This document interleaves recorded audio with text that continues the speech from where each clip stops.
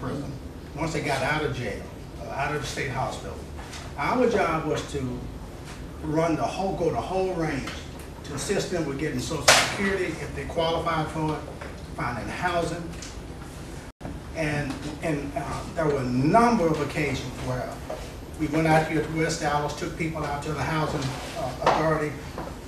6 or 7 months later, they get a letter saying that they qualified for Section 8. People were ecstatic. I would see those same people 3 or 4 weeks later, and if they were this high 3 weeks ago, they were that low 3 or 4 weeks later, after going from apartment to apartment to apartment with a Section 8 voucher, and in some cases paying that $25 or $30 for the application fee. Ms. Brown is going to talk to you about an experience a young lady had, or she had, where she referred someone for a job. And I'm going to give you a concrete example of what I'm talking about. Yesterday, I had a young man come out here.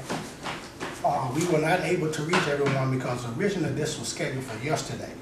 He came out, and I went ahead and sat with him for 30 or 40 minutes. He was talking about some things that happened 10 years ago. He's been very diligent in looking for work. After about 45 minutes, he's still talking about 2 cases that he had been involved in 10 years ago, 95, 97. In the meantime, he has given me he had been out yesterday looking for work, or the day before. He had given me his background checks that someone had given him from the day before. So as he's talking, I'm sitting here thinking about 2 cases 10 years ago.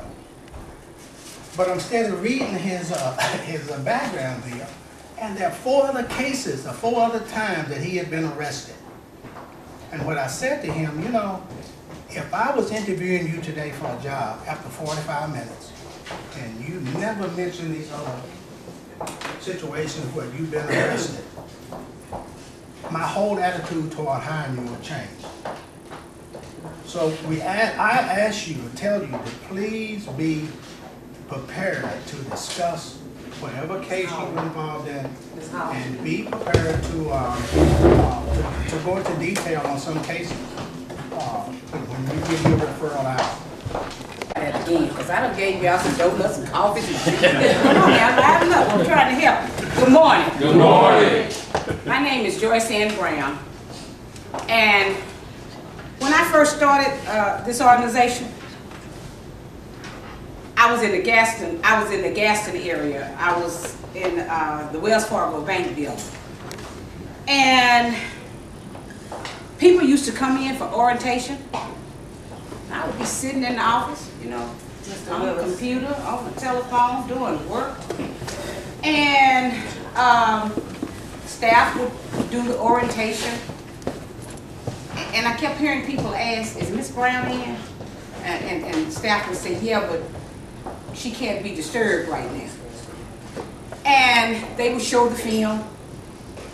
They would look at the film, and they get their information, and let you take down everything, and then you had to come back for your one-on-one. I might be in the office, I might not. I might be in another state.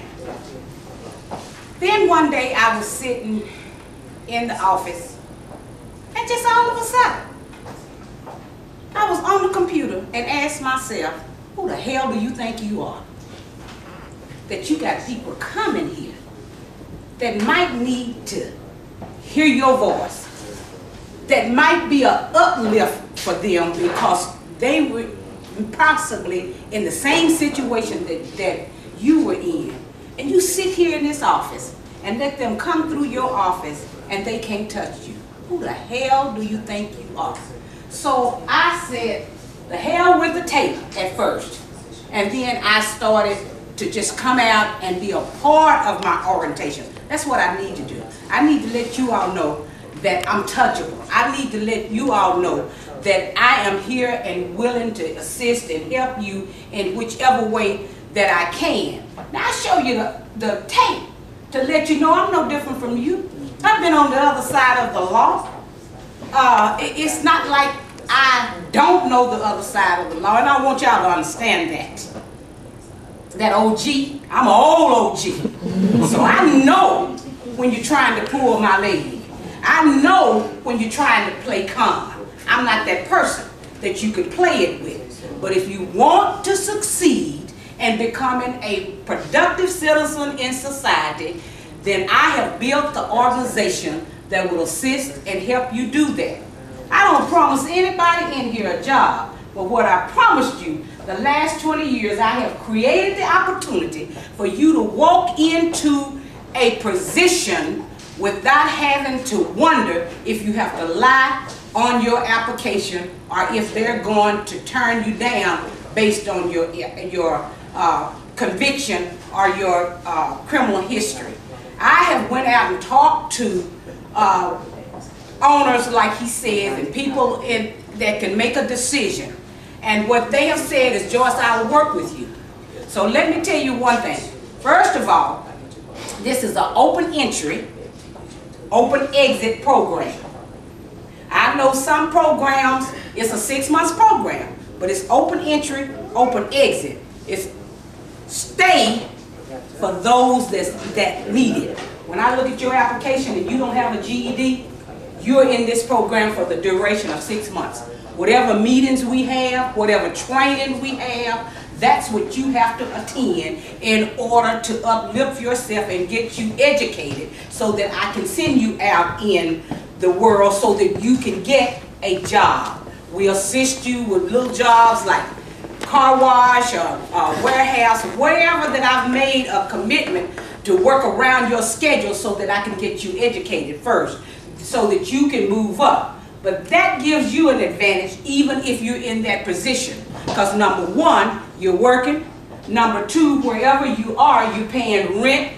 And so when an employer see that you have educated yourself whilst working and you have rental history, it is not hard to get you to become a productive citizen in society. We don't leave you there.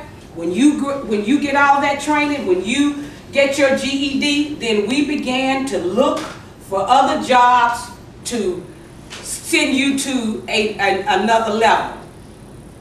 That's one of the things. Mr. Spencer talked about that special needs, they call it offenders. I call it formerly incarcerated people. That special need program was developed out of mass because I was on the board of, at that time, it was MHMR, mental health, mental retardation. I had been to prison. I had seen people that went in with a sound mind but got put on Thorazine because they were hard to handle, because they were resisting being in prison and began to walk like a zombie and might walk like that zombie for 7, 8, 9 years before they was released from prison. And when they released from prison, they would only get 7 days of medication. So when they were coming down off of that medication, everybody, including family members, would say, I knew they were going to do this. I knew they were going to start back acting weird and getting into trouble. What else could they do? They were coming down off of some strong medication, and they needed that medication, and the doctors out here didn't have information that you had been on it 10, 11 years in prison, so they wouldn't give it to you. So we created that from MHMR, Special Need Offenders Program, for anybody that had been on drugs within in the penitentiary and had a mental problem. When they came home, they would have assistance and help just like everybody else. Because if you detox them off of that medication, then perhaps their mind can come back to halfway normal, maybe normal. I don't know because I'm not a doctor. But I knew that they needed assistance and help. And I knew that they were acting out because they couldn't get that Thorazine anymore after taking it for years. MASS is not just a program that assists you with finding a job or finding an apartment complex or finding some type of housing. That's not what we're all about. That is, I say, the two most important things is jobs and housing, so that we can make you a productive citizen in society. But we work with your needs, not your wants, but we work with your needs. When I say we go through these applications and find out really what your needs are, and when we really find out is when you come back. When you come back for that one-on-one, if you having a problem, if you got a need that's not on that application, you need to talk to your case manager. You need to tell them, because if you qualify for disability, we going in for it. If you qualify for Social Security, we going in for it. If you qualify